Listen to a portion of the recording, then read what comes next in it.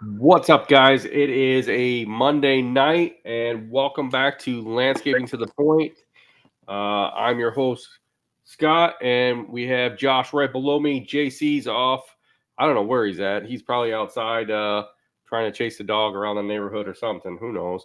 But welcome back, Josh. It's been a great week this week. It's been up and down for me. I don't know about you.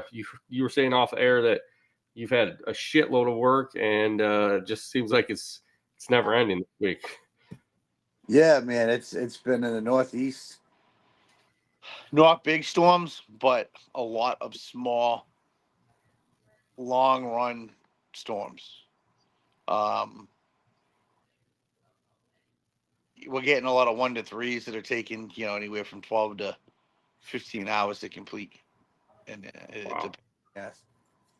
Yeah, that's gonna suck doing that. Doing a small storm, and then Light check going over here on the live. she's coming in and out. Yeah, I know. Oh, it kind of sucks sometimes when you go out for a small storm and you're out longer than what you expect to be too. You know. Yeah, it sucks. You know what it is too? Like a lot of guys that weren't prepared for this. It eats up payroll because the thing is I know a lot of guys will say, "Oh, just leave it alone and do it at the end." with the liability that's on the back end of that to like Leave 3 inches alone, or a slushy or icy coating alone. It isn't worth it, and it does ring out payroll for guys, whether it's salt trucks or you have to scrape or just the cost of salt. I mean, you know I think we're probably going to triple our fucking salt budget this year, which is Wow. ridiculous. the amount of salt we have to put down on all the properties. We have some higher elevation properties that take a little bit more in general, but when you get these long, I mean, some of them are built per application, some of them are seasonal. Obviously, the bill per app are great. The seasonal, you don't want to see that. You'd rather have your pre, your during, and your post rather than 7 treatments that you can't bill out. Right. Yeah. Definitely tough. So I know you said you got salt issues, and we're kind of having the same thing. We noticed today when we went to go pick up salt because we had an ice storm earlier this week, and we kind of went out and tried to pre-salt beforehand because they said only like a tenth of an inch of an ice, and we ended up with almost a quarter of an inch of ice. So literally that salt we put down didn't do shit. But um, the last time we had salted, we noticed a lot of our bags rock salt was just like a fine powder, like they just ground it up way too much, and it was just getting clogged everywhere, and in the spreaders it wasn't working real good. So because of the salt shortage like you guys have, we're starting to see it now, and so all our prices have doubled in price almost, and they kind of changed to a little bit different rock salt, so it's kind of different. But I'm hoping it works out good and we start to see some difference in salt coming down price wise and the shortage kind of lifting, hopefully. You won't. Yeah, I know we You won't. won't. I mean, we got. I know. So we use treated, and I know that My supplier, my guy, um, actually just started having to mix his own treated salt. Okay. Um, and even with that, it's gonna get tough because his margins are like slim and none when he has to do it himself. He made a phone call to me the other day and said, it might have to be a few loads of straight salt. And Right. want to hear this time of year, but it is what it is. Better than No. nothing. Okay. So is you said he's making it right then and there pre-treat? Yeah, so he's taking the straight salt and putting I guess, the syrup on it to make it treated salt, whatever he's using. Yeah. I mean, hopefully it's going to work out for you, and hopefully they can get some pre-treated salt too. And so that way you're not have to worry about, I waiting don't, to, waiting around for it all. So that's the yeah, sucky thing. yeah. I mean, we'll see. I mean, the thing is it's Mid February, so at least up here, we got 2.5 weeks left of winter. Uh, Right. I mean, just right now, if you look on the phone, if you look on the iPhone app, it shows three possibilities. between today, which I believe is Monday, through Sunday of next week. So we'll see. Right. But I mean, right there, that that's probably 30 yards when you go through right there. Yeah. So Yeah. it's up. And, I'm sick of spending money on it right now, to be honest with you. Yeah, I mean it's a lot. I think it's always a lot for us to put out money for salt, and and you're like it's a gamble. But then like this, where we're going nonstop, you're like, what do you do?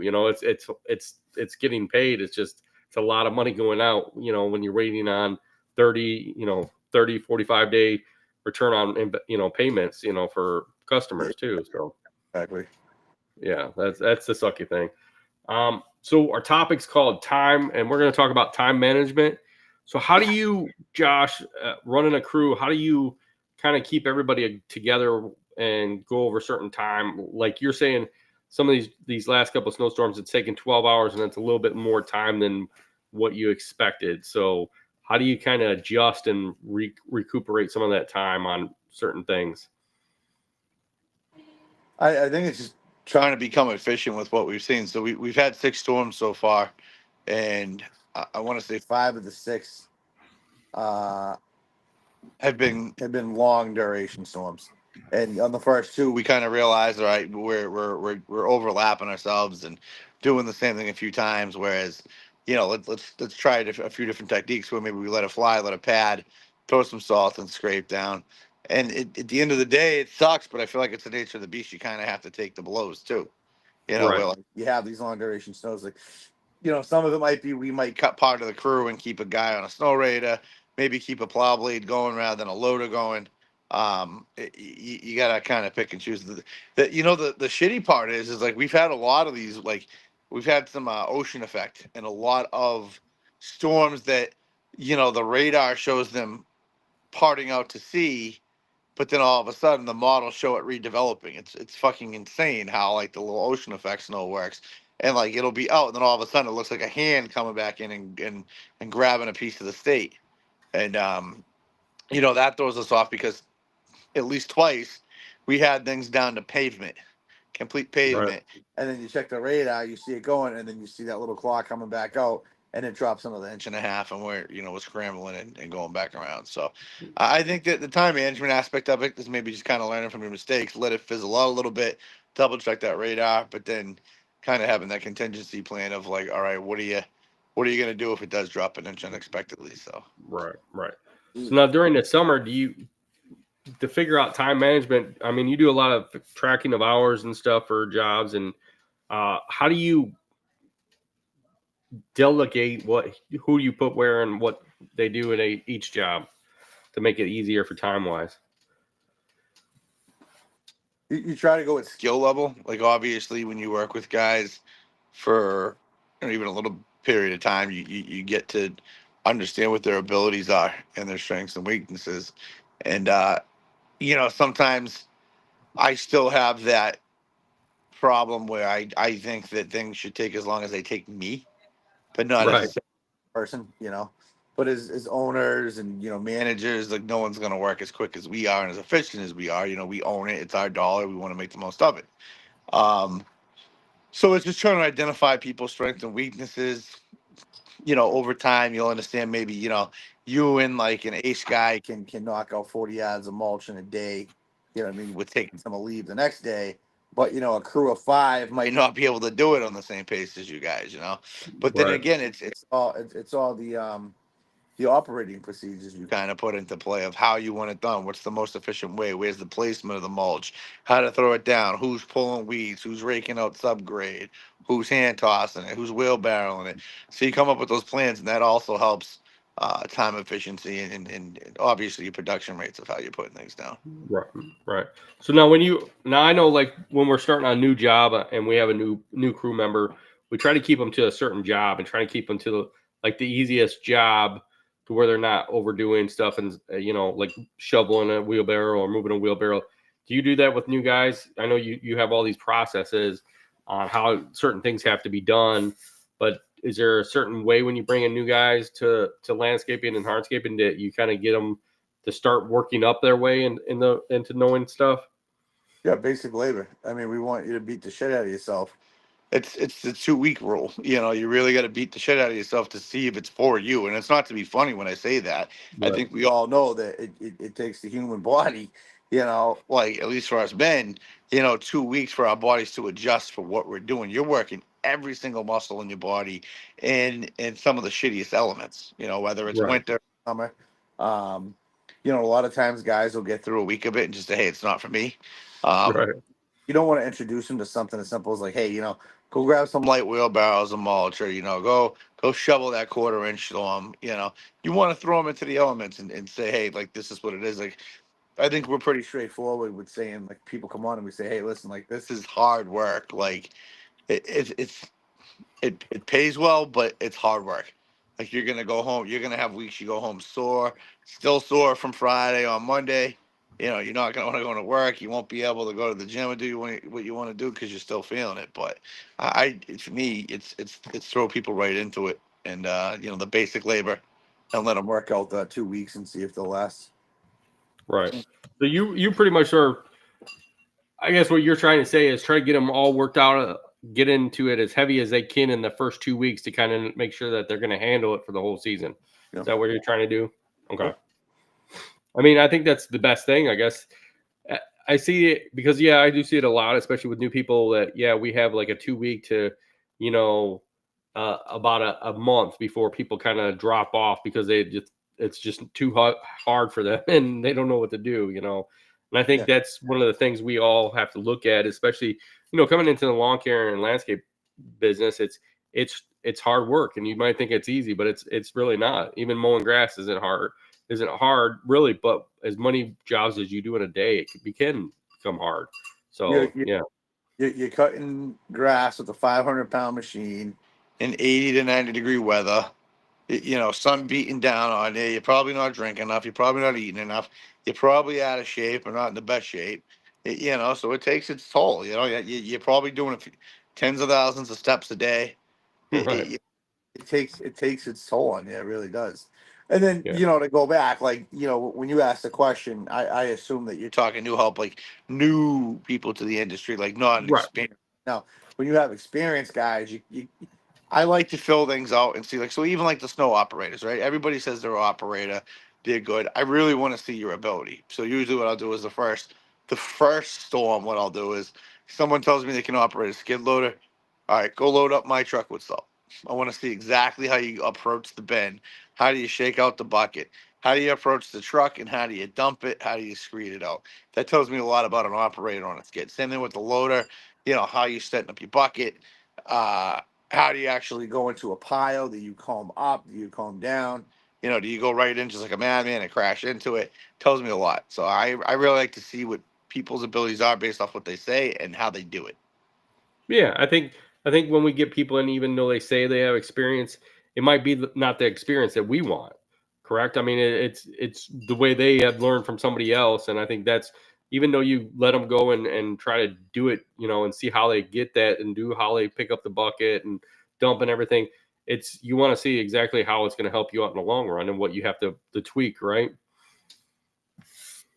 Yeah, I can be honest with you. I mean, like me getting on a skid steer when I was younger came from people going, "Hey, do you have experience on this?" Yep. Yep. And never drive before in my life. And we didn't have YouTube or nothing like that to help us. It was kind of just pushing all the buttons and levers and figuring it out. Right. But even with YouTube nowadays, I mean, I don't think you can learn how to use a skid steer without getting into it. You might be able to see it and watch it. Somebody run a skid steer, but every skid steer is different, Yeah. and you're not going to get in that skid steer and be like, okay, where's the steering wheel? It doesn't have steering wheels. It's all handles and feet pedals, or this one's just feet pedals for most of it, you gotta get into it and get used to it and actually know the piece of equipment. And I think it's always something different, from person to person. And it's always good to get in that and check them out and have them do certain things to see what's going on. So how do you track the time of your guys? Is there a certain app you use, Josh, or is there different, like, do you do old school with paper, or do you use a time clock? So for the snow, I was messing around with the Yeti snow app. Didn't work out. Nobody uses it, so it's old school pen and paper. Foreman texts me the hours what they did. So for snow, they do have logbooks. Okay. where you know, time in what you did while you were there, so I can kind of gauge, you know, liability wise and also time tracking, expense tracking, everything. So Right.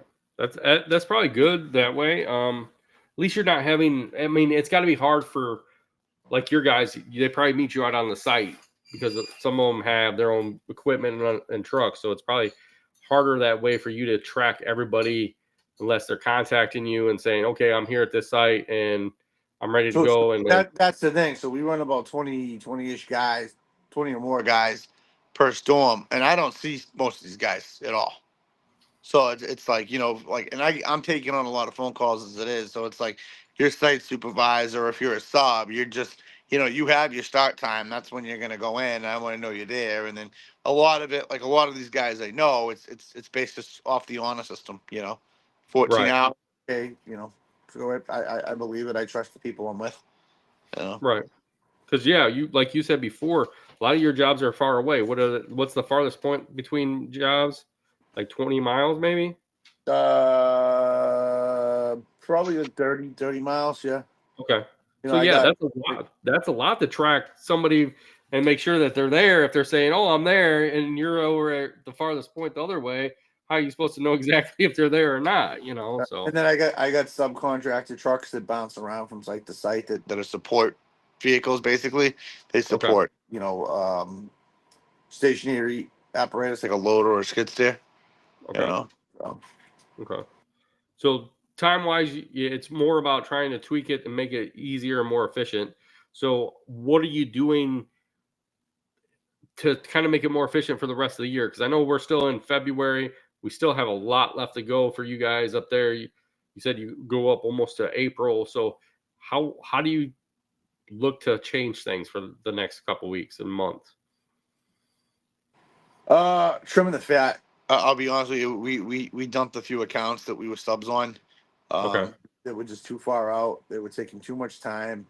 Their ROI wasn't there. It did feel a little shitty doing that because that's not really, you know, my integrity or what I do. I usually, you know, man on my word, but at the same time, it was hurting business, and it was hurting the material and the product that we keep on site.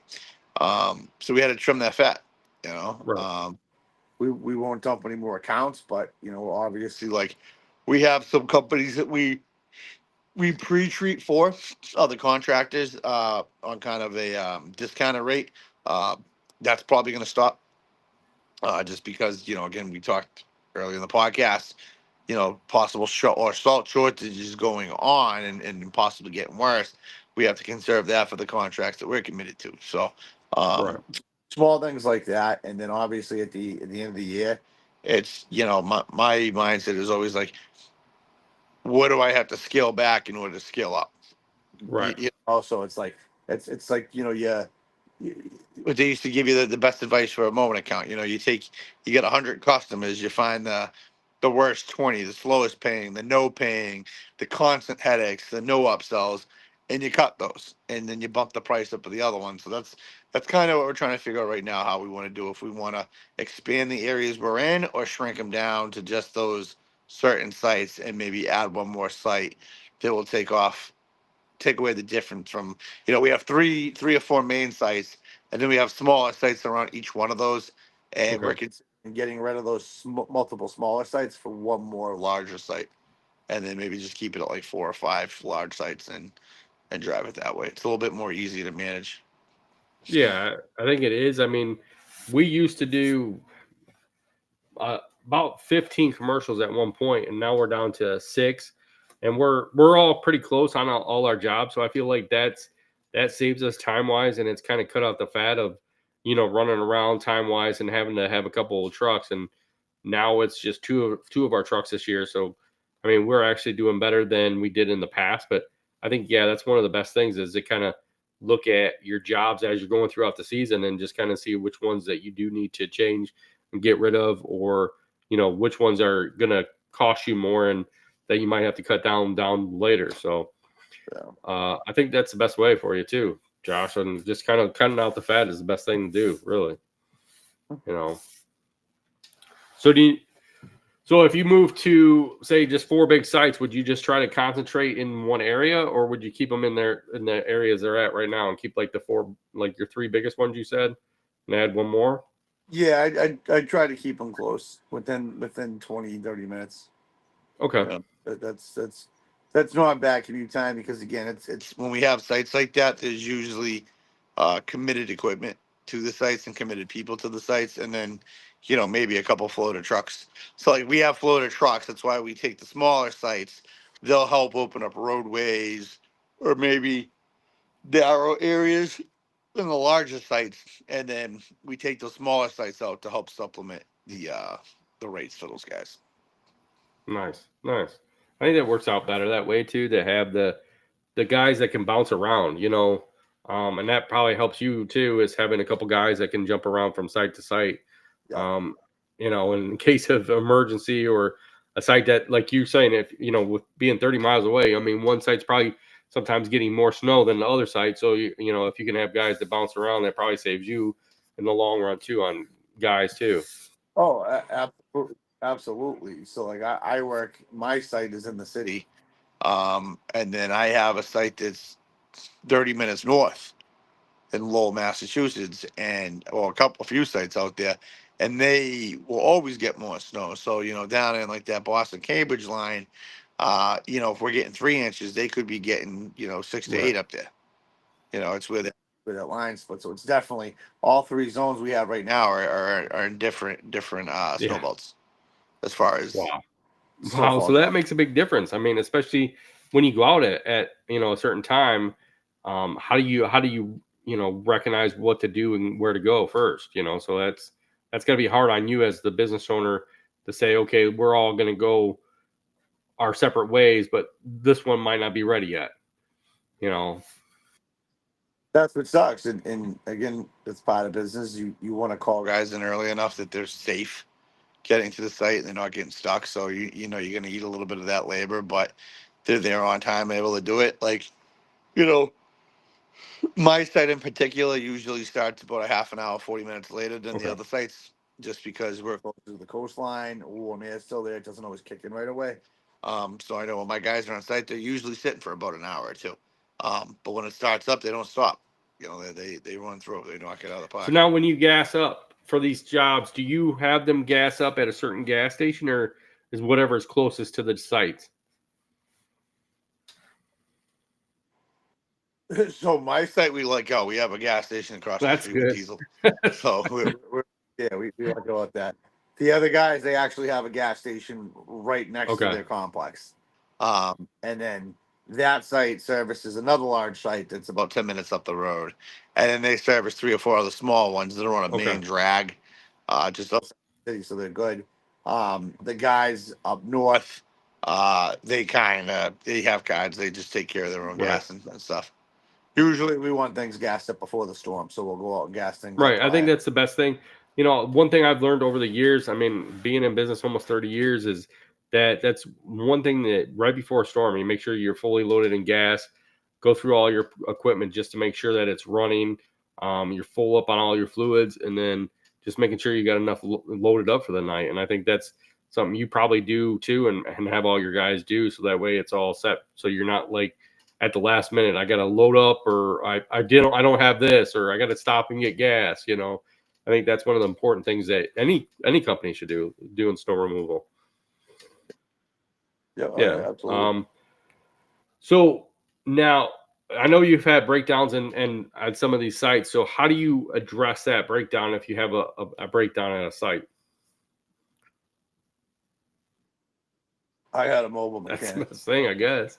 Right? I mean, and I actually just put him on payroll to plow for us. So hey, he's plowing, and he gets the service calls if they come in. And so that's probably the best call I could have made, because before it was just me trying to rig things up and fix them as we went when they broke. And at least, he's got a tool full of trucks and parts and everything ready to go. So it actually works out. He was actually on site. We had a caliper fall off of a wow. front end loader. Any loader, and he was there to He was here to take the thing out, cut the line, rivet the line and get them back up and running so they can load salt That's and finish awesome. pushing. That's good that you have somebody that's right there on site, and even not. I mean, they can jump to one of the other sites and fix that up real quick for you. That's the best thing to have a mechanic Yeah. on hand. It's Yeah. definitely convenient, 100%. Oh, definitely. I wouldn't. I think that's something everybody should look into as you start to get bigger, because it's kind of hard sometimes to, you know, especially in snow removal to get that thing fixed. If you have a breakdown, unless you know how to fix it, I mean, that could be hours, that could be days. I know some of the places that sell and service equipment out here is you're done for, when it snows. They might come in an hour early for their normal day, but they're not going to be out there 24 hours a day open to say, hey, if something happens, come on out here and we'll fix it. So definitely having a mechanic on hand. And the problem with like a lot of guys will say, I'll do it myself. I got hands. I'm not letting somebody else touch my shit.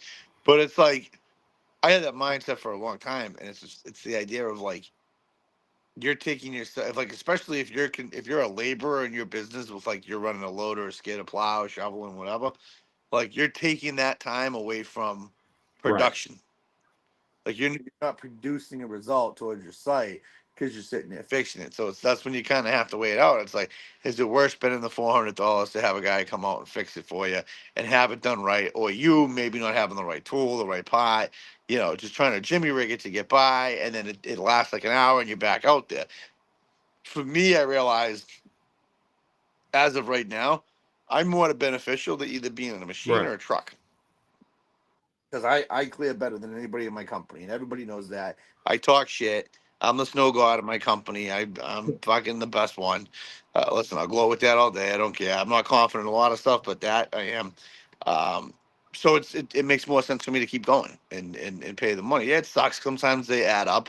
Like we had an alternator going, a John Deere loader, killed both of the batteries at the same time.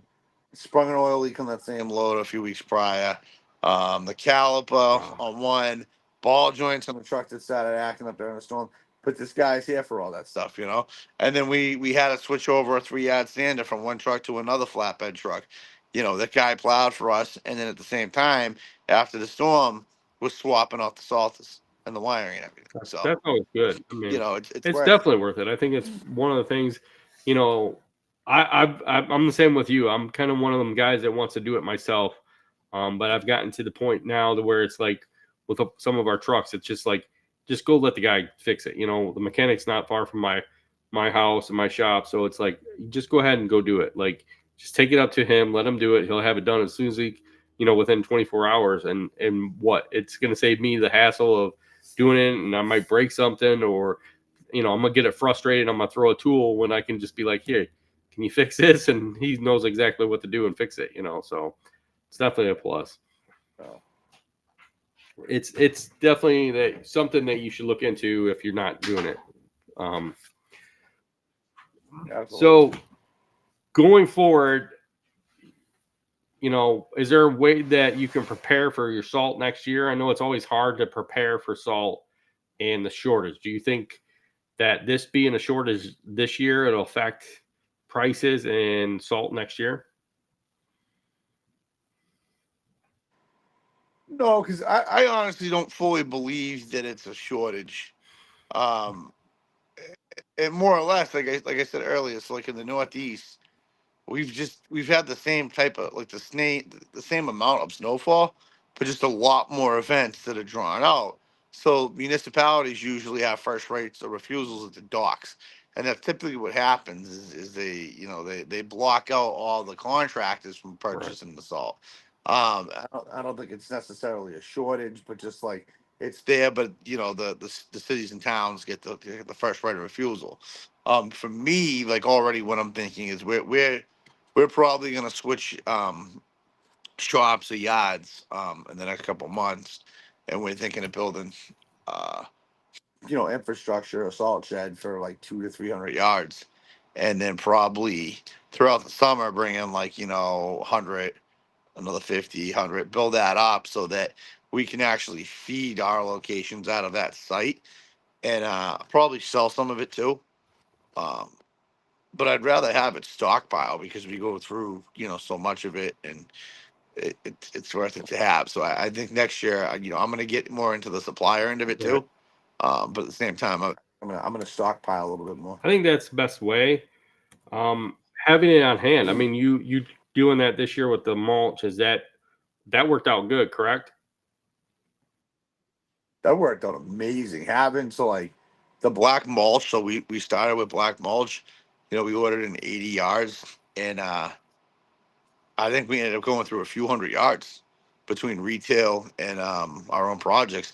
But just having it on site and paying almost $15 less per yard, but the ability to just scoop it up with the machine and throw it in the truck in the morning rather than, guys load up the truck and then you got to go down to the supply yard, wait in line at the supply yard, get loaded up, and then get to your job site. It saves so many trips and so many headaches. Like, even, if you just rent a little spot and you dump 5 yards of mulch, a yard of mulch just there to like shovel into a few trash barrels makes a hell of a difference. You're already there ready to Yeah, I go. think So having it on site, especially if you can have it in your own at your place. I mean, it helps out. We've done it before. I mean, since we've moved, we haven't done that. But I think, yeah, that's something that we're looking at to do eventually, because it's like you said, having it there saves you time, because a lot of supply yards aren't even open when we start in the morning. So, I mean, that's probably the same for you too. You know, and that's been kind of pain in the ass. It's not like ours are pretty pretty good with opening like around like around 7:30 ish. We're usually around 6:30, but they all close around 3 or 4. right, So a a lot lot of of the times that we're trying to finish the job and maybe you're short a couple yards or something. kind of sucks to be like, all right, I got to come back tomorrow and postpone my day. I'm definitely. I mean, I have the area where I rent, my storage area for my equipment and my business. Um, but man, it's worth it. It's worth paying the extra money to have the stuff on hand, especially if you're using it. I'm not saying go out and buy a bunch of shit, but if you use, 50 Yards of black mulch, it might be worth bringing in a triaxle. you'll probably get better pricing on it. It's more convenient. You have it right there. And the same thing with the salt. You get a little bit better of a deal if you buy a, tractor right, trailer load. But Having it on yeah, hand, The only thing I'll say with like this, the salt and the mulch, you have to be disciplined with it because you're especially with the salt. You're usually tempted to use a little bit more because you have it on hand. So you kind of want to you want to scavenge through the salt rather than just go in and say right, bury it. Bury right. everything. I think that's one of the things probably that probably could downfall you by having it on hand is, as you have it there, so you're probably going to want to do that. But I think if you know exactly how much to uh, use, it might help you in the long run. Correct? I'd say right now, I think my walkway guys with the bag salt. I think that's we ran through a pallet in a couple weeks on a location that the pallet should have lasted the whole season, and I'm pretty sure that they were trying to burn off more than they Are supposed to with the bag salt, but that's because it was on on hand. They had it, and now they're down to nothing. They got to go pick up another pallet. So it's catches in the end. Right. Shit adds up. Yeah, you have to. I mean, you know what you're supposed to put down. And you train the guys how to put it down. More isn't always better when it comes to salt. Again, it's fucking sodium. You're affecting the environment with what you put down. So you want to do it correctly. You want to do Right. the right thing. Right. So now, okay, now salt, now bag salt. Do you guys buy just pallet at a time, or do you buy a trailer? I buy it from a guy that Okay. buys a trailer. So you get So, but I get a really good okay. deal off So it. you guys probably pretty much split most of the, like a trailer, pretty much. Pretty much, Okay. yeah. Yeah, we used to do that with one guy. He used to buy usually like probably 4 or 5 pallet trailers a year. So like probably about 50 or 60, pallets a year. So we used to buy it for him really dirt cheap, because he pretty much just wanted to get his cost back on it. He wasn't looking to make money like some of these other wholesalers. So that saves you too. If you could, especially if you can go in on somebody with a trailer and stuff. So I was talking to a company. I'm not. Remembering right now which one it was. Oh, no, no, private label. Basically, it's their blend, but they'll bag it for you under whatever label you want to use it as. So the only thing was is we needed a retail location where we could, show them. Now that we're kind of we're not buying a building. It's not brick and mortar. It's yard space, but we're going to have the mulch and the salt out of there. We might actually try to private label bag Okay. salt next year. So pretty much getting well. See, you could do that with bulk. I mean, if you took it actually bulk in and you can get the bags and pretty much make it yourself right there on site and then private label it.